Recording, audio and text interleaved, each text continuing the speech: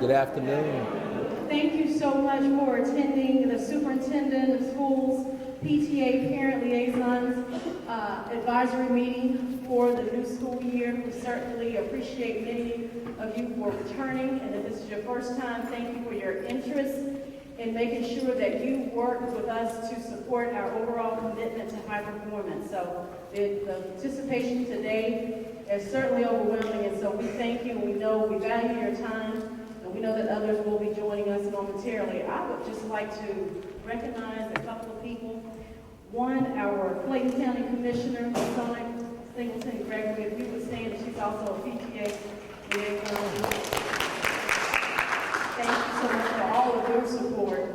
And we would also like to recognize, this lady right here, I don't know, I probably have worked her nerves, but Ms. Sid Cox, our Council of PTAs, who is also responsible for making sure that the invitation was extended to many of you to be here today. So again, we welcome you, and we thank you, and we value your input, and certainly appreciate all that you do on behalf of our school system.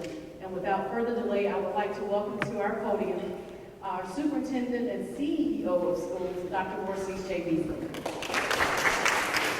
Thank you. I still have to thank you. Hello, everybody. Thank you all for being here tonight. I hope you're not this evening. Hope it's not too cool in here. Feels okay? All right. You know, when it's the temperature is hot, I think the car temperature said it was 104 degrees. And so we have to make the buildings a lot cooler because we're working against the heat. So it may be a little cool in here, even though it will warm up a little bit. But thank you all for being here. I'd just like to begin by making sure you know those of us who are in the room on the staff. Of course, you saw Ms. Dawkins, our Chief of Communication. You've got Ronald White, one of our communicators, communications officer, Charles White. I always mix those two up. Charles White, our communications coordinator. We've got Ronald Shields over there. We've got Dr. Anthony Smith, one of our deputy superintendents. You already heard from saw Ms. Cox, and you'll hear from her on the agenda. We've got, you should meet Peter Poole. He's our new guy over the Channel 24, so he's going to be working with us to get some programming, and we're going to get our students engaged and get them helping us figure out what type of programs we should have on that public station. You should know we're already broadcasting the board meetings, and we'll continue to increase our programming as we move along in the school year. So what is the purpose of the advisory? We do have PTAs represented here, and hopefully all the PTAs are represented here, and parent liaisons at the various schools that have parent liaisons. This is our opportunity to share, but most importantly, to hear from you, because we like to, the term I like to use is triangulate feedback. You know, we do surveys, we're working on several things, and we'll discuss a few of those things today. But it's always good to just hear from the parents and hear from those who work closely with the parents about what's working, what may not be working in areas that we need to be addressing to make it a better experience for all of our students and all of our families. We acknowledge that it's not a perfect school system, but it is important to your superintendent, it's important to our team that we are moving in the right direction. That is important. And we often say it's very complex work, but it's not complicated. I often say you just give people the same type of school system you want yourself, and you'll do okay. And so when it comes to our children, I often think, what would I want if my children were still in K-12 education? All of them have graduated and have moved on beyond public education. But what did I want as a parent? And my commitment, our commitment, is to ensure we give exactly what we wanted for our very own children. And so advisory gives you this opportunity to have a seat, a conversation, a seat at the table, a conversation with the superintendent and members of the team towards us actually continuously improving our school system. I just don't think it's healthy when a school system is always positioned in a negative light. I think it's bad for our children. I think it's bad for their educational process. I think it's bad for our community. I think it's bad for your housing values. I think it's bad across the board. And so I believe that the day is over in Clayton where we spend time, I think, what I would call beating up ourselves and giving our children a bad rap, because our children are often the ones who get the rap when things are not going the way that they should go. We believe that our school systems can improve. We believe that it takes work. It takes being pretty astute and intelligent about the work that has to occur. But our school systems can improve, and they will improve with the right types of strategies, with the right type of leadership, and with individuals working together toward that end. And so that's what we're here to do, to keep our school system moving in the right direction. So this time, if you were with us the last 2 years, we had PowerPoints. This time I decided not to do a PowerPoint, and because we're going to spend less time talking and give you more time to talk, but I want to share what you have with you, or at least what was given to you when you signed in. You have an agenda, and then you have this document here that has accomplishments in the school years 2017 through 2019. I want you as parents to familiarize yourselves with these accomplishments, or things basically that we've been working on. Sometimes it's a habit, as you all know, as we move away from 1 year, one time period, and we get really caught up in the new issue, we forget all the work that has been done to bring us to where we are. And so it's important that we remember the work that we've done to bring us where we are, so we can build on that work and take us to where we'd like to be. It is very important. It's very important as a community that we share the successes of our school system. We acknowledge the challenges, we share and we work toward addressing the challenges, but we've got to share the successes of our school system and of our children. I often say that when you have high-performing communities and high-performing school systems, they spend a lot of time making sure they lift up their children and not tear their children down. And I think it's important that we lift up our children here in Clayton County. And so a part of our work is to be informed ourselves, to know what the work has been, what the accomplishments have been, and to basically share those accomplishments. And so I want you to just take a second to just, if you will, very quickly just read over the various accomplishments that we have worked together to achieve over the last few years. Of course, we have a new strategic plan which includes our mission and vision. We have continued to improve our state assessment scores, even though we've got a long way to go, because our goal is to flip the data. Flip the data.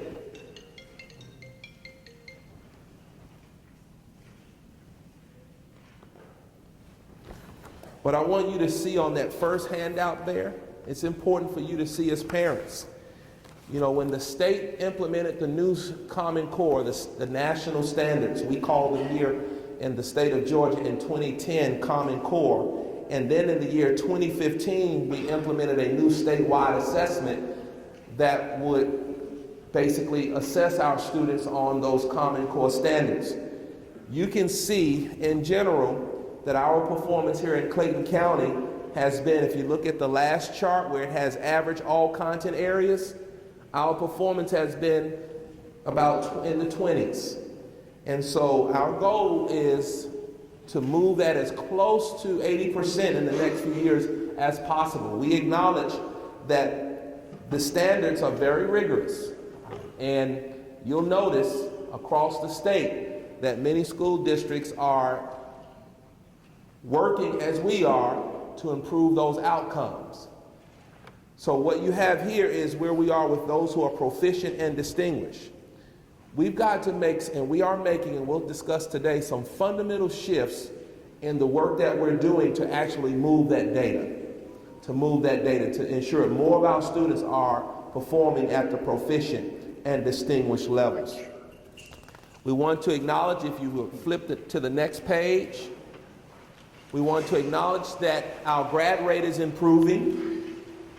We expect a new grad rate in the next few weeks, and probably in a month or so. We expect an increase, but we're very excited that out of the 11 high schools, 7 of the 11 are above 80%. The other 4 are in the 70s, and we expect that many of them will be close to 80% within this year, or going over the 80% mark within another year or two. We have one alternative school, and that alternative school's grad rate is about 36%. It's the campus that brings down the overall district's grad rate. But you should know that our alternative school has the highest grad rate of all alternative schools in the metro area. So we know we're doing the right work. We gotta remember that in 2018, that was the first year that Clayton County had a grad rate above 70%. Out of the 11 high schools, 7 of them are above 80%, 2 of them are at 100%. We've got work to do, and the principals, I can tell you this, even though the data hasn't been published and will not be official until a few weeks, all the grad rates have improved this year, again, as they did last year. So we're moving in the right direction. But I do believe that there are some things that we've got to continue to do within our community, within our schools, in order to ensure that our kids, our students, are graduating from high school. And so I'll just give you a chance to take this with you, to look over some of the accomplishments that we've had. And what I'd like to do is just spend a few minutes talking about what we're doing in our district to really change the data on the first page. You've heard the expression, if you do what you have been doing, you'll continue to get what you've always what? Gotten. And so our work has been to, of course, hire teachers, make sure our leaders are competent leaders, and then provide them the support and the resources that they need in order to teach our students. When I first became superintendent, we carried for the whole year about 600. The year before, we started out with about 600 vacancies. 600 vacancies. Now, you all know, if you have 600 vacancies and you got subs in those positions, there ain't much learning going on. By the time we started the school year, we were down to roughly 100 or so vacancies. And so we have been working diligently to hire well. But not only just hire, because what I've noticed in Clayton County is we'll hire 600 new teachers one year, and then the next year, guess what I got to do again? Hire 600 more new teachers. If I only have 3,000 teachers and I'm doing 600 every year, and how many years will I have rehired the whole teaching faculty? In 5 years. And so we've got to continue to change that. And so we're monitoring our retention rates, and we noticed this year an increase in teacher retention. We have more individuals to actually return to teach here in Clayton, return their contracts. But not only do we have to hire well and retain, but when we retain teachers, we've got to ensure that our teachers are very astute in their content areas. That means if you're assigned to teach math, that you know what. If you're assigned to teach science, you know what. And you got to know it in such a way that you can teach students at a rigorous level. Does that make sense? You can't have a surface level of knowledge. Because if you have a surface level of knowledge, if the standard is expecting students to think deeply, if your knowledge is surface, can you really help students think deeply? So I'm telling you, our work is multifaceted in that we got to hire, we got to retain, and for those who we retain, we got to always provide content training and development, professional learning, etc. And then working with our principals to ensure that we know how to hire well, we know how to retain, and that we provide the support and the learning, the professional learning that's needed. I was invited to an event to look at some data about our community. And there was one piece of data that alarmed me, and no one else seemed to have been alarmed. They were about to report in this document they were going to publish over 2,000 murders in Clayton County in 1 year. I said, now listen, y'all, if we were having 2,000 murders in a year in Clayton County, that means on average we'll have 5 or 6 murders a day. Are y'all aware of us having 5 and 6 murders a day? No, we're not. As far as I know this year, I think we're close to maybe 42 or 45, if that many. So I pushed back and I said, y'all, I don't know where you all are getting that data from, but I need you to go back and look at that data. This was not the school system, but it didn't matter. I knew if that data got out, that people would come to a conclusion about who we were as a what? It's a school system. So they said, they pushed back and said, that data is accurate. I said, it can't be. We got more murders in Chicago. If that data is accurate. I pushed back again. They said it's accurate. So I said, okay, I'll accept it if you can show me where you're getting it from. I got to go there and document that. Well, that time they came back and said, we realized we made a mistake. It wasn't the number of murders, it was the number of years lost in the quality of life because of murder. So they add up the number of life. Could you imagine what people would think about us if they thought that we had over 2,000 murders in Clayton County every year?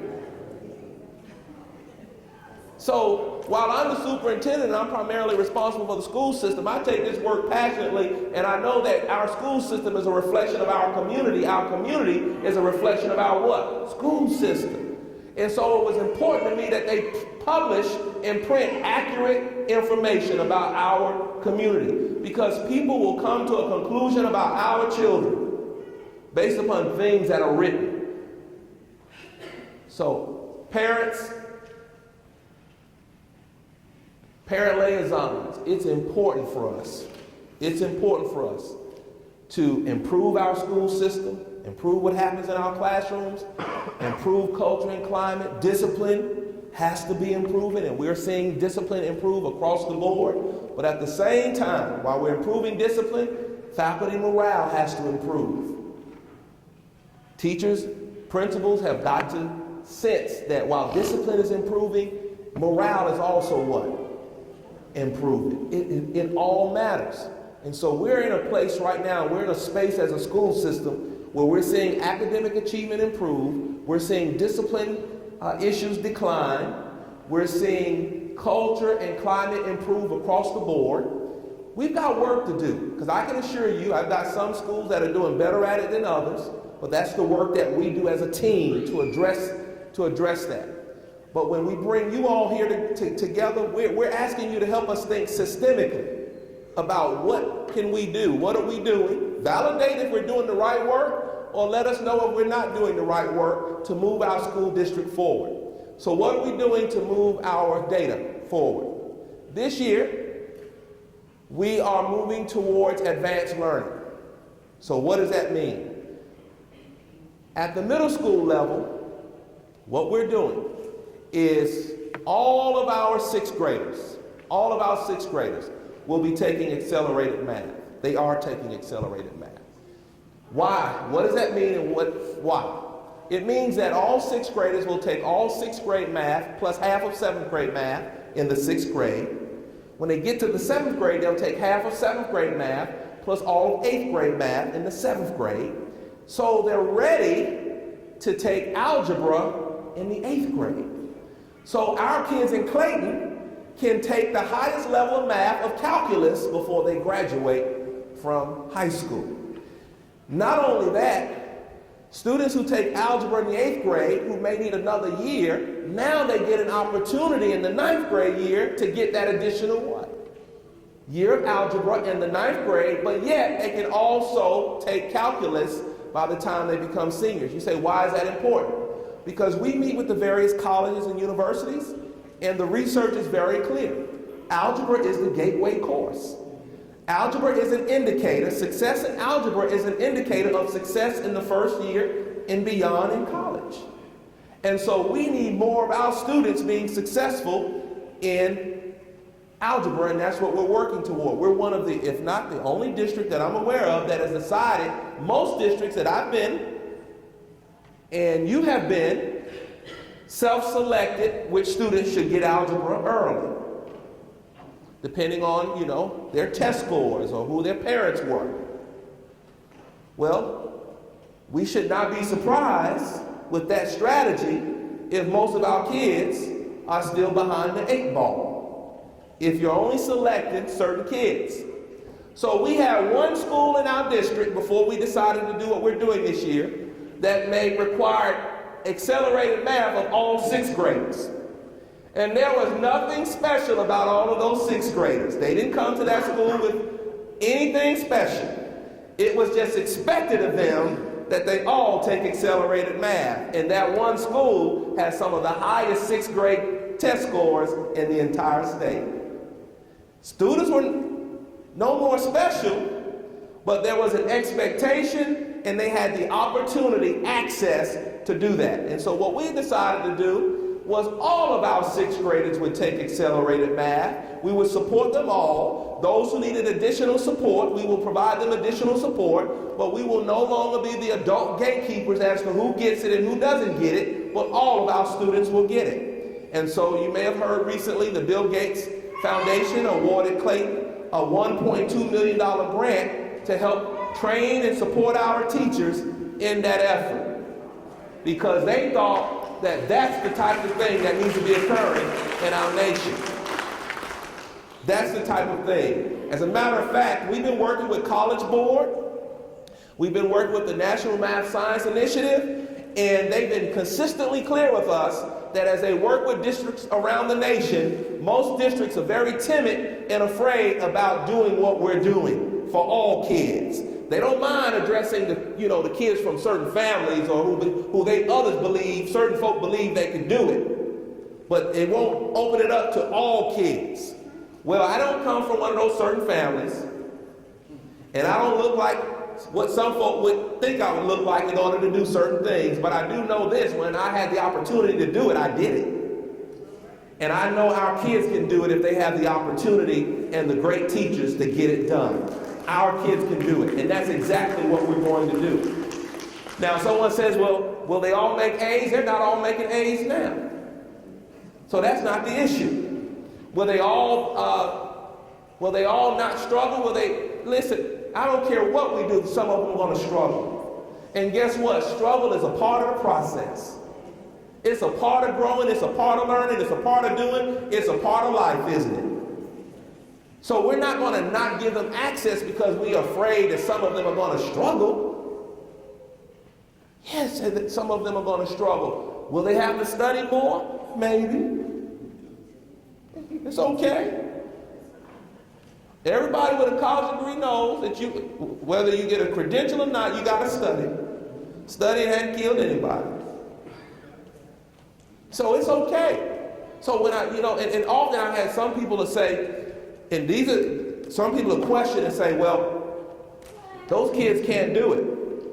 You're going to make those kids, put them in a situation where they feel like they can't get it accomplished. I say, what about your kids? Oh, my kids can do it. So why is it the case that somebody else's kids can never do it, but your kids can always do it? So I don't know. I don't think people who always believe that other folks' children can't do it, while their children can always get it done, I don't know if I should really listen to them that much. And I always look at my own. I tell my children I love them all, but they were real average. They didn't study no more than they had to.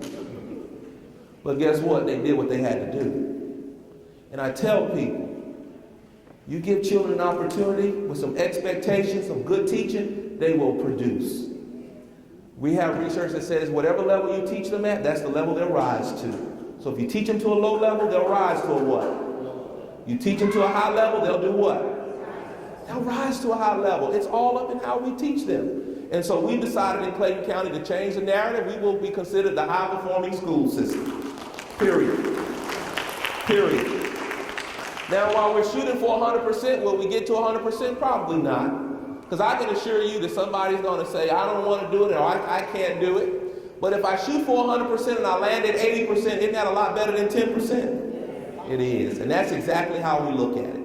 And our principals are working to that end. So in 6th grade, all of our sixth graders will take accelerated math. Towards in 2 years, they'll be all taking eighth grade algebra. So I just want you to stay tuned because we'll be providing you updates as to how we do. I want you to pay attention to this year's, when I say this year's, I mean spring of 2020, sixth grade data.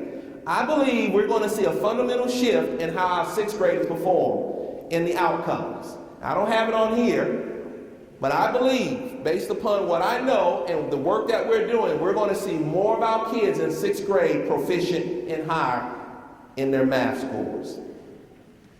We're also doing some other things at the middle school relative to really boosting kids up towards performing better at the high school. You all know reading is very important, isn't it? As our kids, and it's amazing, as our kids matriculate from K-5 to 6-8, guess what they do less of?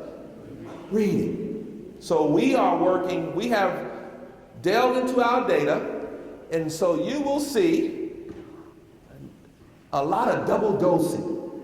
But we're being very strategic about our double dosing. We've got some kids who are no more than a year behind. We've got some kids who are 2 and 3 years behind in reading, but they're headed toward high school. And so we've been working to refine that strategy. So I don't know if you know this, but this year in our 9th grade, this past spring, we saw a 10 percentage point increase in the number of kids performing at the proficient level in reading in the 9th grade. Because we believe that our middle school strategies are actually working. And so we're continuing to close those gaps.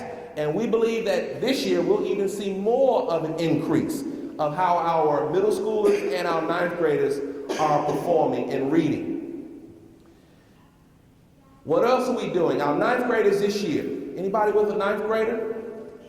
So our 9th graders this year, they had to enroll in their courses with the expectation that they had to take at least one advanced placement course or one dual enrollment course, or both if that's what they choose to do. We worked with College Board to find out which courses a 9th grader would be most successful in if it was their first time taking an advanced placement course. We were pleased to find out that the courses that we selected, human geography, guess what? Guess which district outperforms the state and the world in human geography? Already. Clayton County. So we identified that as one of our courses. See, y'all. And you say, when I say outperforms, that means our students do better in human geography, AP, than most schools in the state and around the world. So we selected that as one of the courses that we would expect our 9th graders to take as an option. I want to say environmental science was the other one. Now, if you know anything about environmental science is environmental what? Science. So my question was, if you got environmental science over here that's not AP, and you got environmental science over here that's advanced placement, what's the difference? If I got to take it over here, why not just take it over here in advanced placement and get more points and possibly get a higher GPA and possibly make a 3 on the AP and earn a college credit? So we said, some stuff we were just doing just because it was done. Stop doing stuff because it was done. Think about it logically and figure out that course, same content, same expectations. It's all about expectation. And so we decided, 9th graders, here's the course. We took it out. It's not an option. You take environmental science in Clayton County, it's advanced placement. Similar to human geography. I'm telling you all, if you all look at human geography regular and human geography AP is still human what? What is the difference? Some people would consider smarter than others, so some went in what? Advanced placement, and some didn't go in advanced placement. Y'all, that type of thinking is not good for our community. It's just not good. All of our kids can do it. And that's what I expect of them. And so we took that course out too. So now You say you want to create a high-performing school district. Well, guess what you do? You start out with a high-performing high school. So you got ninth graders across this district. You got more ninth graders taking advanced placement this year than we've ever had in the history of this county.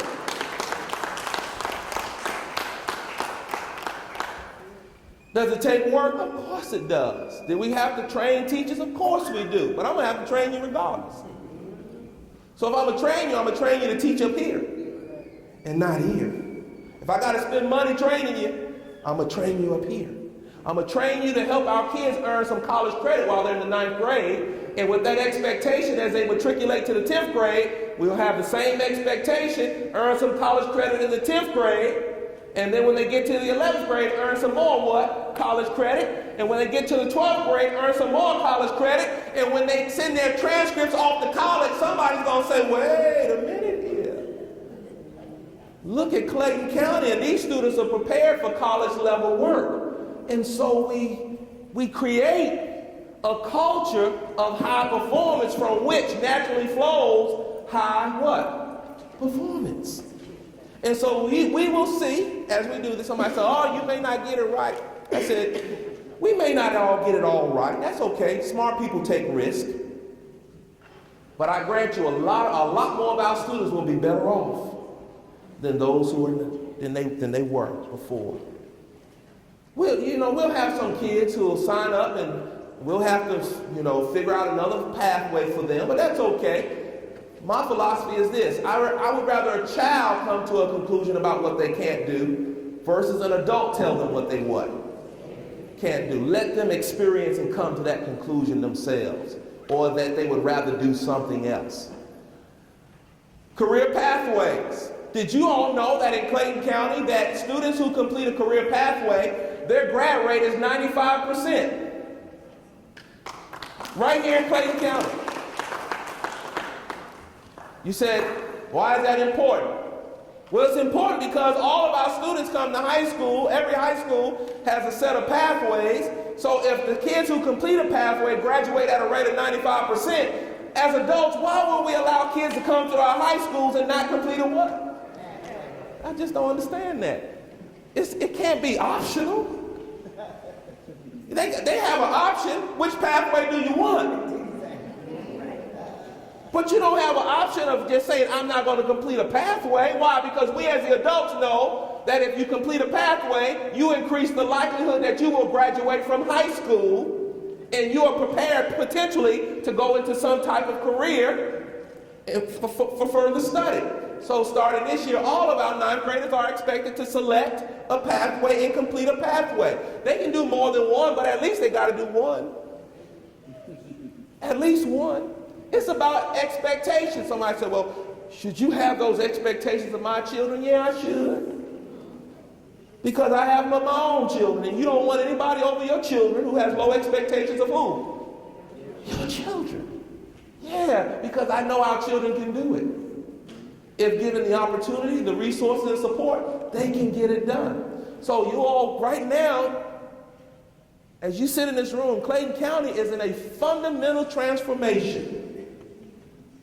I told the team, I said, we're not going to have people coming to Clayton because they think if you can't go anywhere else, just go to Clayton. No, that day is over. When you come here, you come into a school system with very high expectations of all children. All children. All children. And you all, we're not going to compromise that. We're not going to compromise that. Why? Because that's good for our children. That's good for our children. And so you will see. It takes time because this work that we're doing, this is journey work. This is not sprint work. This is journey work. It takes time to do this. It takes time. So, but you will see a transformation in our school system, academically, in our culture, in our climate, etc., happening right here. I had the real estate associations already tell me, I don't know if you all know this, but they made the statement to me. They said we are already having some issues because the number of units, housing units available in Clayton County has decreased and the values have increased. Had somebody approach me at one event and say, oh, I don't want my taxes to increase. I said, hold on, let me help you out. You can't have a high-performing school district and your taxes not increase.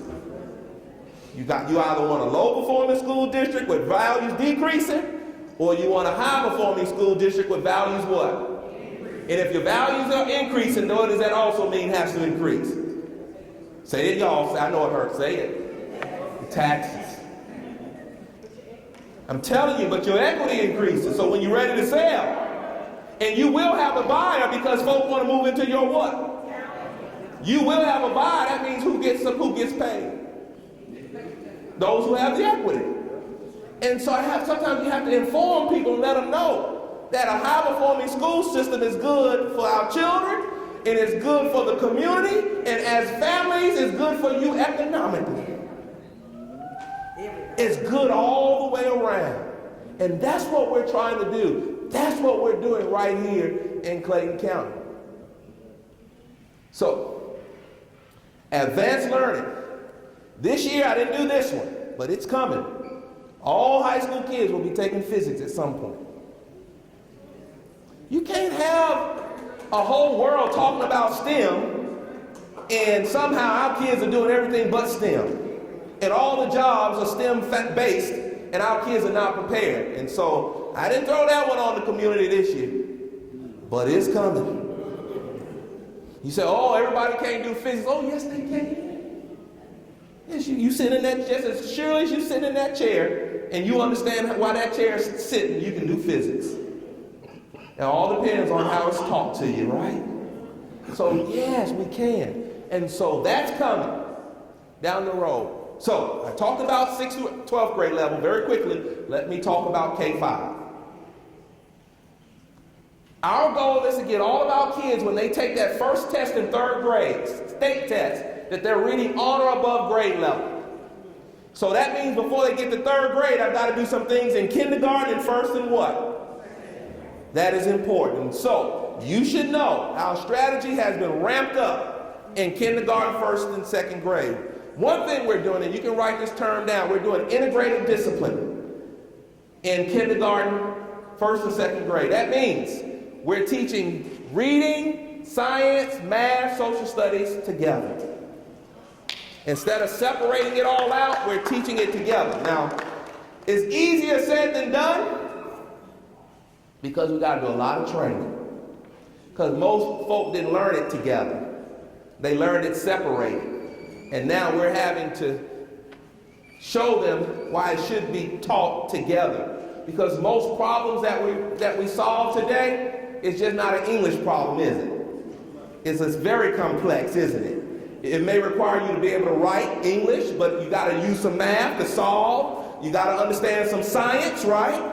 And you got to maybe understand a little history. And so we're trying to show our students how to think very critically.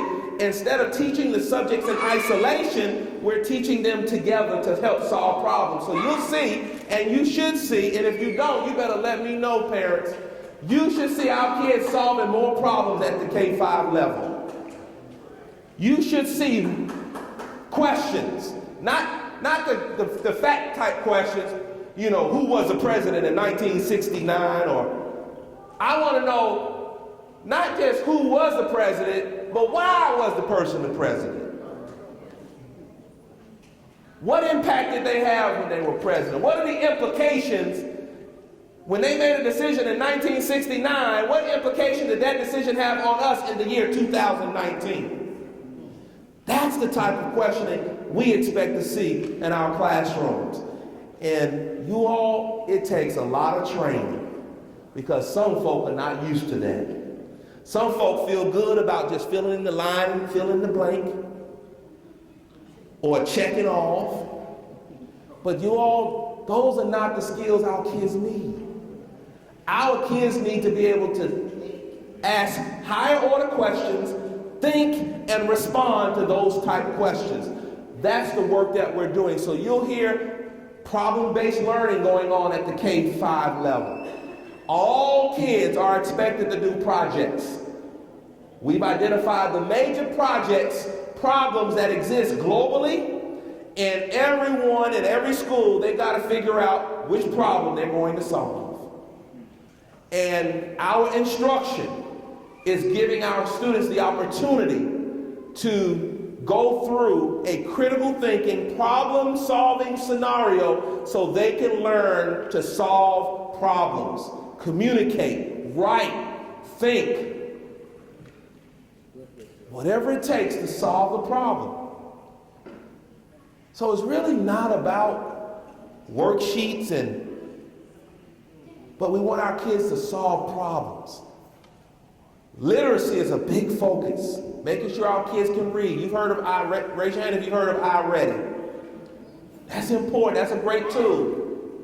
It's helping us, while the teachers are teaching, it's helping us to supplement the instruction and helping some kids who are sometimes 2 or 3 years behind to get them up to grade level in reading. So as they learn to read, we want them to read to learn. You will see more emphasis on algebraic skills in elementary school.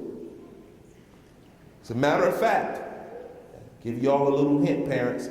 If your child is bringing home a lot of worksheets and doing multiplication facts like 3 plus 2, you know how we did the skill and drill growing up? 2 plus 3 is 5, 3 plus 4 is 7. Y'all remember that? That's important to do. But I want y'all to know that's real low on the scale. If they're going to add 3 and 4, they should add 3 and 4 in the context of a problem. If John went to the store and there were 20 apples and he wanted to buy 5 apples for his mama, his auntie, and his cousin each, how many apples are left over? That's a different type of problem, isn't it? That's what we want kids to be able to do. And our instructional person has even shared, and we will share with you, some samples of what kids should be able to read in kindergarten, 1st grade, 2nd grade, 3rd grade, 4th grade, and 5th grade. Let me tell you all this.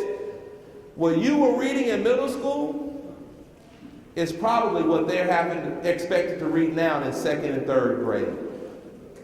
You got to know that, and we'll make sure we get you some samples and send those out to you all so you all can share that. So literacy is a big emphasis. Numeracy is a big emphasis. Problem-based learning.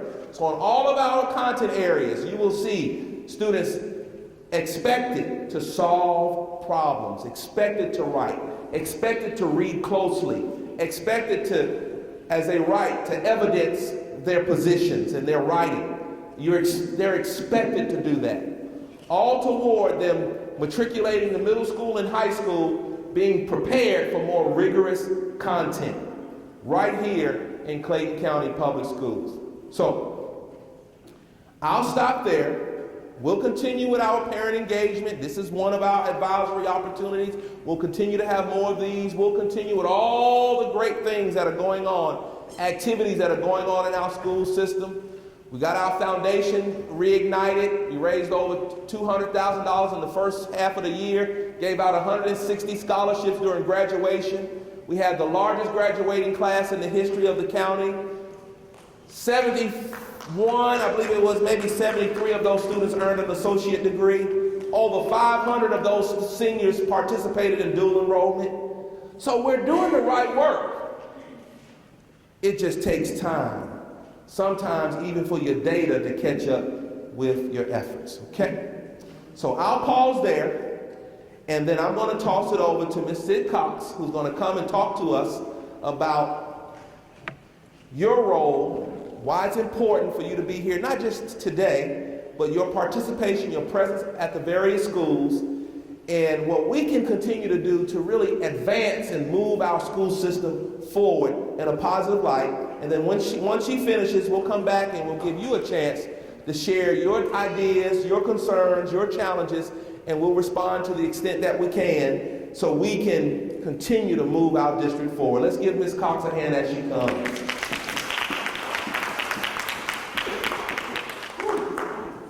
They are bright. I have to move forward.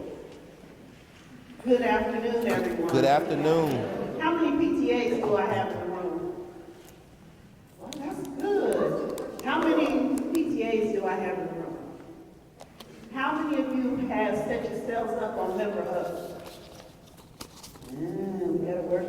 see Sydney. Sydney is your district director. He's my boss in PTA. Stand up, Sydney. Sydney. See Sydney if I can remember her. Okay, what we need to talk about is basically, how are you doing with your PTA? Are you happy with your PTA?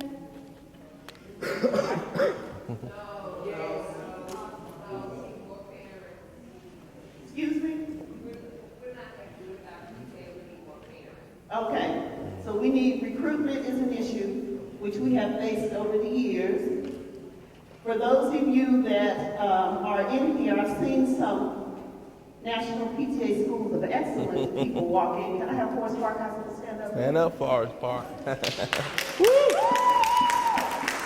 we have anybody from Mount Zion High School? Mount Zion.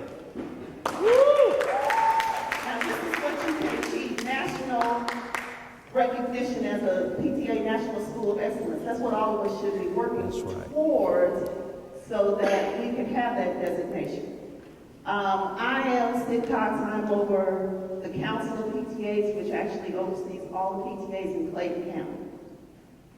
If you have any trouble with your PTA, give me a call. If I can't solve it, I'm gonna call Sydney. And Sydney's gonna take care of it. What we also need to make you understand is that I know that people wonder about PTA and how the funds should be spent. Parents, students, and teachers. Equally, more on the students. You are a tax-exempt entity, you are a 501c3, which means if there's any grant money out there, you can get it. If anybody wants, you can ask any vendor, I need for you to donate so-and-so, and I'm gonna give you a receipt, and you can take it off your taxes. That is the part we miss that we really need to take care of. If you know somebody that wants to give a meal, tell them, look, I'm gonna give you a receipt. I'm a 501c3. I'm gonna type you up a letter. You can take this off your taxes. How many people do that? Just a few. So any contribution, if you're lucky enough to get somebody that wants to give you $50,000, and you convince them, hey, I'm gonna give you a receipt. And what can they do? Take it what? Because you are a tax-exempt entity. That's the way we can help the schools. We can get that grant money for them. We can help our students get that scholarship money. So I wanted to make sure that we understand all that. Parent liaisons, what we depend upon you are the continuity for us. We store our stuff in your office more than likely. You are around more than the officers of PTA. And really, you need to understand PTA so you can look at those parents that you can recruit to be in a leadership position. And that way you can keep your PTA going year after year after year. Does that make sense? Okay, because that's really the role you play. When we have an executive committee meeting for PTAs, normally the PTA officers and the principal, he's supposed to sit with us. More than likely, they're going to send the parent liaison, and we depend upon you to let us know, is this something we can do within the building or not? You must remember, PTA has its own tax ID number. It is a totally and completely separate entity. It is not really part of the school. However, we partner with the school. So as a separate entity, our rules are different. But if someone is in the room with us as we are making the decisions on what we're going to do for the year from the school, then we'll know, okay, no, we cannot do this within the building itself. But that does not mean that as a PTA, you can't move it down the street somewhere else. And my main complaint to everyone is, well, what I tell everyone is make sure, and I'm going to say this again, that the funds are spent equally. Okay, we have, and I'm going to say I'm not going to identify anybody in particular, but we have some schools that want PTA to feed teachers all day, all year long, and not spend any money on the children. That's not your job. You can't do that. Your tax, you don't even put your money in the school. Your money is in a whole separate account. You spend your money after you pass your budget with your members, the way you say you're going to spend it. Good evening, everybody. My name is Sidney Richardson. I'm the District 7 Director. And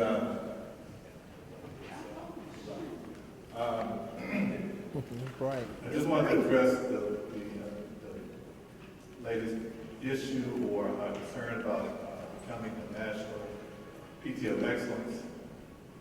What I want to do is not only get you together with August, but also the other person with the Mount Zion PTA, and so that you guys can work together with them so that they can kind of show you what they went through, what they encountered in order to make that happen. And we really want to work on trying to get that done throughout all the PTAs within the county. See, it is over Clayton, the Clay County area. I'm responsible for not only Clay County, but the other 11 other counties as well. The other thing is that I wanted to make sure that I heard some people, she asked a question about how's your PTA running, we got some oohs and ahs and this, that, and the other. What I want to do, or what we're going to work together to do, is try to improve upon where we are, where we have been, and where we're trying to go as far as the support. That's one of the reasons that I work to try to get an accurate list of all the officers in the area so we can communicate effectively. So that's one of the things that we want to work on as well. And lastly, the parent liaison, like she indicated earlier, we can do without you guys. Is there, how many parent liaisons do we have in here? Just want to recognize, can you guys stand up? Appreciate you all. Because without your support, it would be very much more difficult for us to do what we did. So thanks a lot. And with that, I'm going to turn it back over. Well, thank you all for being here today. I don't think you all shared anything that was terribly challenging that we shouldn't be able to improve upon. We want you to know that we're working to move the school system forward, and we hope that you believe that we're moving the school system forward. We're working to do just that. We're going to continue. I look forward to seeing all of you at the next advisory meeting. If not before then, I'll see you hopefully at a game or an event or some ribbon cutting ceremony, wherever. Just stay engaged, stay involved, and always know that we're working for our children. And the successes that we're experiencing, share those successes. Let us know when there are challenges, as you have tonight. Let us trust that we're going to work and hold us accountable to work on those areas of concern. And I can assure you that we're doing just that, just that. Thanks, everybody, for being here on tonight. I'll see you on the next time.